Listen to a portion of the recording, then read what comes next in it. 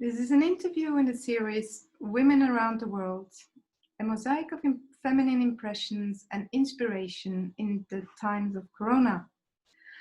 I have the pleasure to welcome Tanya Monsef here in this virtual space. Thank you, Tanya, for joining me. Thank you, Cécile, for the opportunity to speak with you.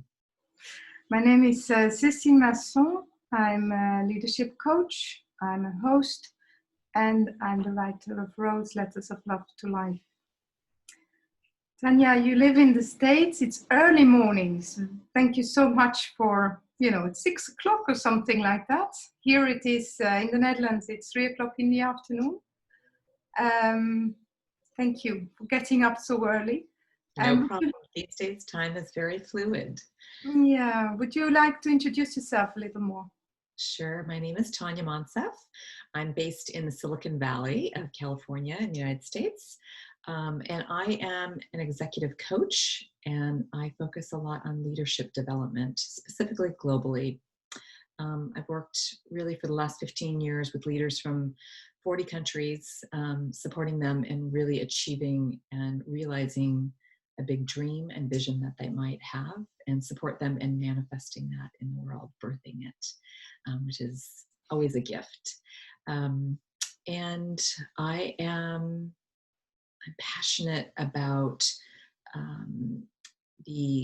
about global harmony, really, and about people stepping into their own authenticity as a way to access global harmony in the world, for people to really be who they are and express their unique gifts and talents in the world. Thank you, Tanya. How does this Corona virus affect you in a personal way? So before we actually were, I'm calling it sheltering in grace.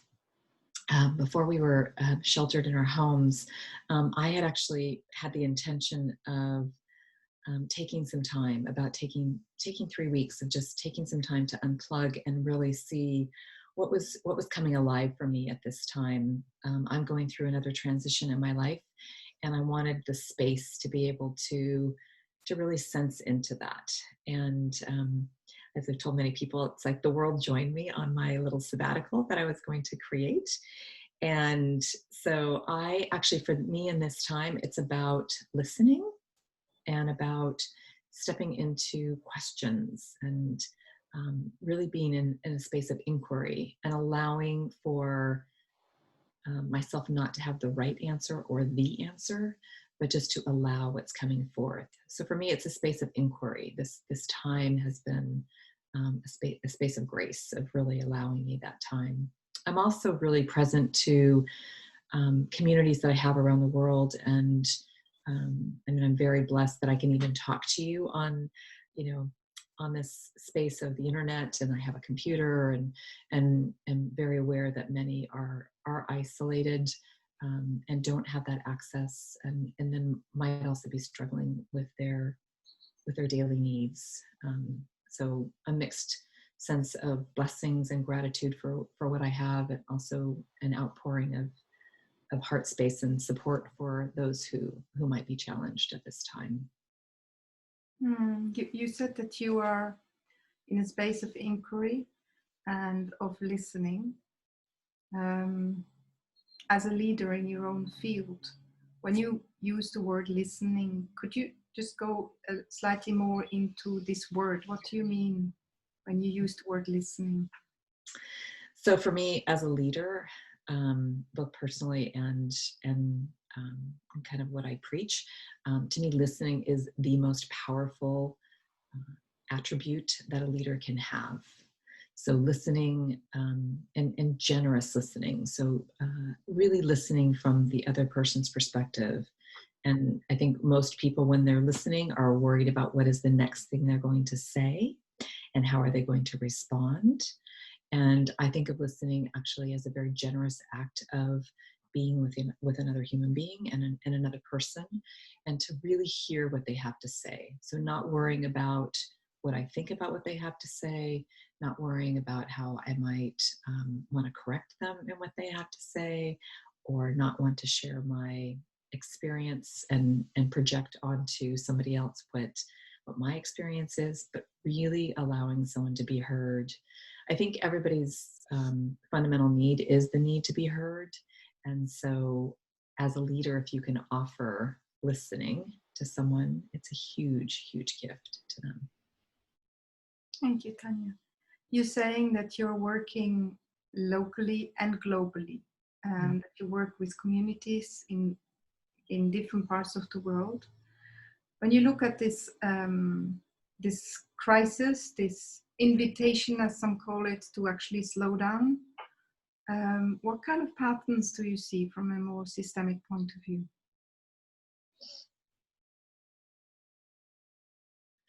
So the patterns that I see is the natural,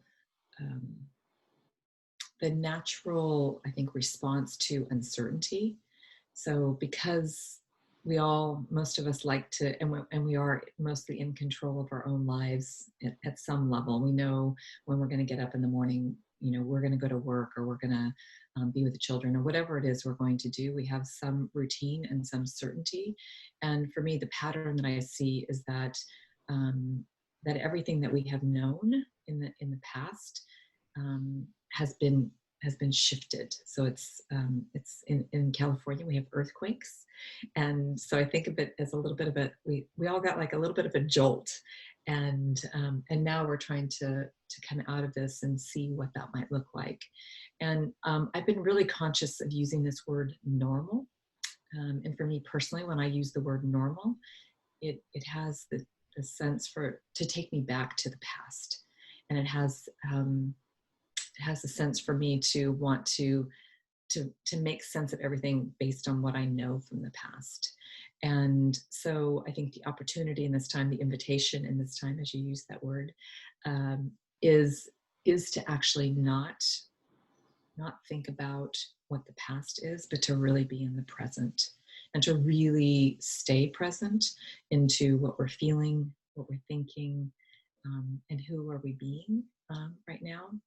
And then the inquiry is, what do you want the future to be like? What are the choices that you can create for yourself in a time where you might feel like there are no choices for you? When you say that there is a question of choices that you can make for yourself, you also mentioned that you're in a privileged position. There are many people in the world, as you know, that are working very, very hard to protect others and to look after others in intensive care units all over the world.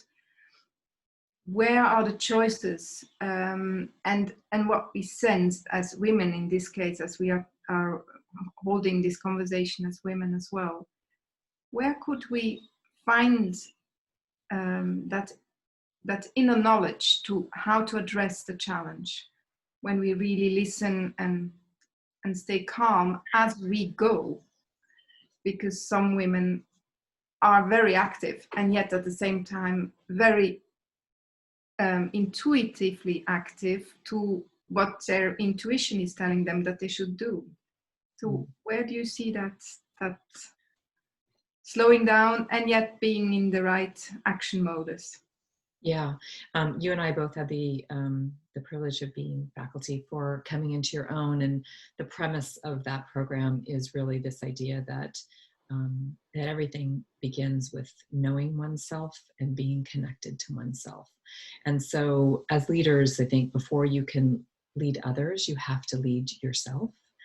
And so, the choices that I see can be everything from big things like what's my new vision for my life, to the micro choices of how do I choose to spend my day? How do I choose to, what do I choose to engage in? Do I choose to lay on the couch because I really I'm exhausted and I'm just going to watch Netflix, whatever I'm going to watch? Or, do I choose to participate in maybe something that I didn't have before? Can you make micro choices? I think people think that choices mean, on a grand scale. It might be my choice in words. It might be my choice in just taking a moment to breathe for myself, and really just connect in, especially if I'm in a very high pressure situation, like being in an ICU ward as a nurse, where you're giving so much of yourself. But could you take a moment, 30 seconds for yourself to just center and breathe? So I think there's choices on many different levels, so both at the personal, very micro change kind of level, to maybe small scale things that you might change in your calendar. To I think we're going to start facing some very large system changes, and I've been really thinking about choice in terms of systems and the structures that we have all leaned into for many years, and most of us our lifetime. And how might this opportunity allow us actually to see systems differently? And I don't know that we know those answers yet, right? I feel like there's maybe a coming of an end to some of those systems, and there will be a new way forward. And feel like we're in the in-between right now on what those systems are. And I mean that from a climate standpoint, to how businesses run, to how governments interface, and even on a global scale. I think we always knew at some level that each one of our actions caused another reaction, and that it had a global magnitude. It's kind of the butterfly effect, right? If one little butterfly in China, flaps its wings, and that has an amplification across the world. And if there was ever an opportunity for us to see how we are all interconnected, and how the choice of how we both behave, act, and see the world, both for ourselves, impacts the world. To me, this pandemic, or whatever you want to call it, is the biggest opportunity that we've ever been given, to be able to see the direct impact of our daily lives and how that affects the world. So I think we do have choices in how we're operating in the world. And again, right, like very micro, even if things are really challenging from a security standpoint, both food security or home security, I think our state of being is something that we always have choice over. So who am I going to be in this time? Am I going to be optimistic? Am I going to be resourceful? Like, who am I going to be? And really taking the time to tap into that. So when you're saying that you're leaning into the systems that have served us so far, and that have formed you in certain ways as well, and yet are at the moment in this time also leaning into your own breath, if I may say so, into your own being, to actually be in the now, to transform and possibly come to a new future. How important is it for leaders to actually be aware of what they are noticing in themselves, physically, mentally, emotionally, intellectually, as visionaries, as strategic leaders, and performing obviously as well? How important is it that awareness is there in the moment as we speak? Because is what you're saying, that there could be the key to evolve to something new that would serve all of us? Yeah, I think the word that you used, awareness, I think is really powerful. So as leaders, or just as human beings, I believe that we have three axes of intellect. So there's definitely our mental cognitive ability, and the systems and the value, I think, that we have given people and leaders is based on their intellect and their cognitive abilities. But we also have access to an emotional intelligence, and there's been a lot of work on that side. And we also have access to body intelligence. So I think of these things as a three-legged stool. And many of us lean very, very heavy on our cognitive, intellectual ability. And so what I see at this time is, for many people, and I'll include myself in this, I've been using this term kind of toxic optimism. So if I think about like what my superpower is and kind of what people rely on me for, it's my optimism. And I've been actually kind of slapped in the face a little bit through this time with the realization that that optimism has power and is very valuable, but there's also recognizing the reality, right? And kind of really taking a breath and just saying, okay, God, this is hard. Like today, I don't feel great. I'm frustrated. I'm sad, whatever those feelings are. And so allowing space kind of for the full spectrum of feelings. And so for me, as you said, this awareness, I feel like this time, at least for me personally and clients that I'm working with, there's a much more heightened sense of emotion and tapping into that awareness of emotion and also what's happening in the body. So does my body feel fatigued? Am I noticing something here? What does that mean for me? And kind of integrating and rounding out our intelligence base, I think is new territory for a lot of people who have never even acknowledged that they might have feelings. If you ask somebody, what are you feeling? Sometimes I'll work with a client, I'll ask them, how are you feeling? And I don't get a feeling back. And they might not even know what that is. And so for me, that awareness, as you said, is this opportunity right now to really feel into things, to not rely only on the things that we used to, which is that thinking. And I'm going to think my way through this. I feel like in this time, you can't always think your way through this. I mean, this is uncharted territory for many of us, for all of us really, in understanding how we're going to operate. And so you have to have this awareness of this broader sense of your intelligences that you can tap into. And I think also valuing that, I think historically that has been more of a feminine leadership quality that maybe hasn't been as valued. And I feel like in coming forward that it will now be more recognized as valuable and more understood by both men and women. So I think about feminine leadership as not just a female trait, but actually something that's accessible to both men and women. So for me, the hope is that feminine leadership and the access to emotion and somatic body intelligence becomes more of the natural state of leadership, that those are all valued in the way that leadership is seen. So that would also mean that the spectrum of leaders and leadership would change as we talk, because obviously the intelligence that comes from the body either are very physical in the sense of, for instance, a tummy ache or feeling stressed, and that can show itself by shaking hands or whatever, or slight red cheeks because you're excited about something or angry about something.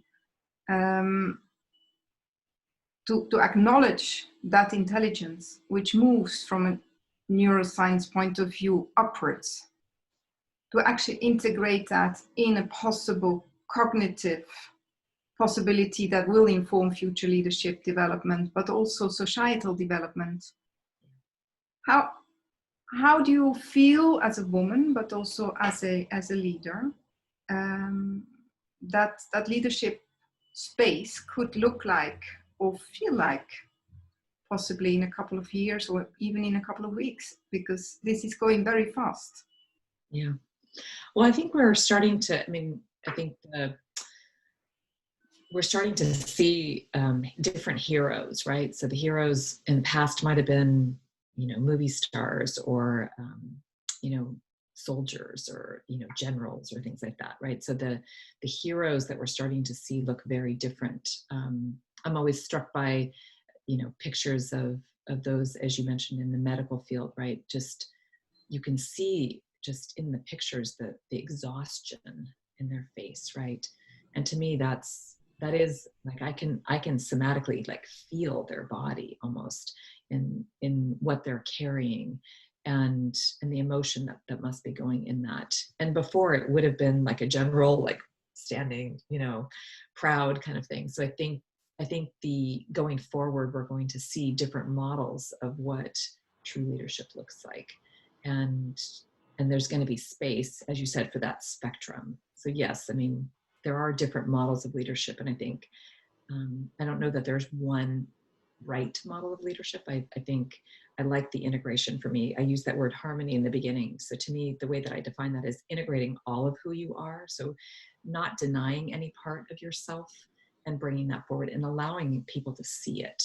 So I also feel blessed because of the Coming Into Your Own program. I think it had me reassemble a little bit who I was. So I had these, and Borjo, a friend of ours, mentioned this to me. She said, I remember you talking about these disparate parts that you had. And so people knew me as work Tanya, or Tanya as a wife, or Tanya as a mother, or Tanya as a friend. And I think in the last 10 or so years that I've been part of this program, it's allowed me to integrate all of those pieces and to be one. So who I show up as at work is going to be the same person I'm going to show up as at home. And I might operate a little differently, but I'm not going to be a different person. I'm going to be authentic to who I am and the gifts that I want to share and bring and share myself with. Obviously, within the Coming Into Your Own program that we share, we talk about, also the dance of leadership with the archetypal energies.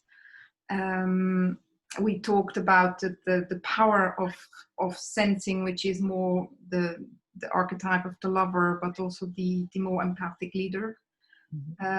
You said yourself, it's not just the women that are sensing, that are more kind. Some women can be quite tough as well. In the context of a dialogue amongst leaders, women and men, how would you formulate an invitation to men leaders, masculine leaders, to start opening to this space of let's say, sensing that has by education not been often allowed to them to actually access, because they had to be tough to be guides. How would you like to possibly formulate an invite to them to actually allow themselves to also sense their own? I'm not going to add anything. Yeah. So a couple things. One is you mentioned education. I feel like there's so much cultural overlay, and I see it in different ways in cultures that I've worked within and lived within. And I think as a mother of two sons, actually, and who are men now, who are in their late 20s and 30s, I have actually learned a lot, I think, about this idea that actually the ability to sense into that is present in the men. And I think I was raised in a culture where it wasn't. I was raised with the belief that men didn't have that capacity, and the gift of being a mother, actually, of these amazing men, has shown me that men have very similar capacity that women do. And so I think it's, as women, actually, especially as women leaders, I think we have an opportunity to actually create that space for them to step into that. I think there has to be a lot of trust, and there has to be a lot of, you asked about listening. The act of listening, I think, for me, has been the biggest or the easiest access point to allowing men to kind of step into their other side and to tap into some of that emotion in their physical body. I feel like many of the men that I have worked with are relied on to have the answers, but don't get listened to for their emotional needs. And so don't underestimate the power of just listening as the access point to having men step into that and take that invitation. And I think as women, we can do that. I hear often from men that, women are these mysterious beings that have this access to both their body and to their emotions in a way that they might not. And I think many have expressed that there's somewhat of a longing for that opportunity to step into that. And I think the men that I know that are the greatest leaders do embody those feminine leadership qualities and have that capacity to both be empathetic and on the emotional side, or sympathetic on the emotional side, and also offer that listening back. So one of my core values is reciprocity. And so I really believe in allowing space, not just for myself, but for that same person that I'm in partnership with. And I mean that in a workspace and also in a personal space. So I think, your question was, what's the invitation? I think it's giving someone what you would want to receive back, and allowing that, whether that's a man or a woman. And I mean, even as women, I think we've been conditioned to see men and hold men in a certain way, and we might have our own biases around what we think men are capable of, or what we think men can offer. And so opening ourselves up to the possibility that actually men have that capacity, and that we want to be a stand for men to show up in that way in our lives, both personally and professionally. So one could summarize that the invitation would be that in this crisis of Corona, women could actually start inviting men to listen more to their physical response and emotional response, to how they react. Also, with regards to possible drive to be, let's say, impatient in a situation, or feeling trapped in a situation where possibly aggression might come as well into the conversation, and to be able to hold back and really breathe in and say, hey, what's going on with me, before actually challenging another person. Yeah. And I think it's it's kind of when we were talking about that spectrum of emotions, right? I mean, just as we are having those spectrum of emotions, I mean, men's world are very unsettled right now. They're used to leaving the home and going to work, just on the whole, maybe on average. And now they can't do that. And so, they've lost their footing a little bit too. So allowing for that space, like you said, right, of, what are the emotions that they're having? You use the word aggression, so I'm hypersensitive to that word, because I think, that can be a trigger point, and that can be a danger point for women. And we are starting to see, increases in things like domestic violence and those types of things. So I just you use that word. So I just want to make sure that, I think aggression is okay as long as it's clean aggression and not done in a harmful way, both verbally and physically. Mm-hmm. Mm-hmm. Yeah, I was being careful not to use this not to use the word domestic violence, but it's very apparent in the conversations I'm holding that it's coming up as an important issue. I can't say it otherwise. Yeah. So as a leader, is there a little practice that you could share in this interview for others to access that space of sensing and breathing, that you could share, just to give them a little hint of how to access this? Yeah, would you humor me and do a little centering with me? A little centering, yes, of course. Centering, yes. So it's a centering practice that I became aware of probably 10 or 15 years ago. And it's based originally on the Strozzi practice. And so it's a centering just of all the domains of your body, actually. And so I like to do this actually, and it's once you get used to it, it's a very quick practice that you can do before you go into a meeting, before you maybe have a big conversation. But I like to do it just, especially when I'm transitioning between, like, in the old days when I used to commute to work and I would jump out of my car, might be frantic, I would just do it as a way to transition to the next thing that I'm going to do. So I find it helpful when I'm transitioning from one situation to the next. So at home, in our new coronavirus mode of working at home, it might be working in our office to going out and cooking dinner for the family. So the practice is, and you can do it with open eyes or closed eyes. So if you do it with open eyes, it's just to have a soft gaze ahead of you, to just look in front of you. And so the practice is to just take a breath, take a moment, just be in your body. And we're going to access the different domains of our body. So the first domain is our domain of length. And so if you can imagine like a little string on the top of your head, gently pulling you a little higher, bringing some breath into your spine. And our domain of length is our domain of dignity. And when we sit in the dignity of ourselves, we invite the dignity of others in. So domain of length is dignity. And next is our domain of width, and this is our community domain. And so if you look straight ahead, you can see in your peripheral vision, and I can see you straight ahead, that we recognize that we cannot really do anything alone, that we're always in community with others. We're in partnership, and that we need other people to support whatever it is that we want to accomplish in this world. And then just lean back a little bit. And if you're in a chair, you can feel the back of your chair. And this domain is our history, our past, the lineage that we come from, our education, the experiences. In America, we say, we've got your back, right? So it's the support that you feel. You can lean into this and rest and know that you're supported by all that's come before you and all that you know.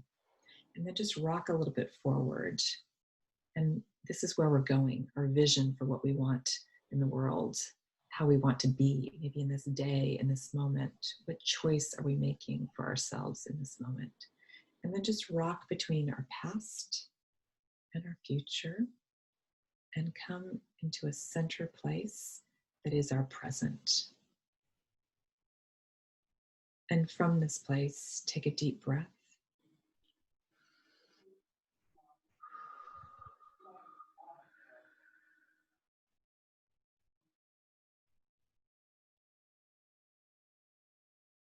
That's it. So from this place, you can really be in your present, knowing that you have access to your own dignity, your community that you're with, the people that are important to you, your tribe, your history, and an acknowledgement of where you want to go, but firmly rested in the present.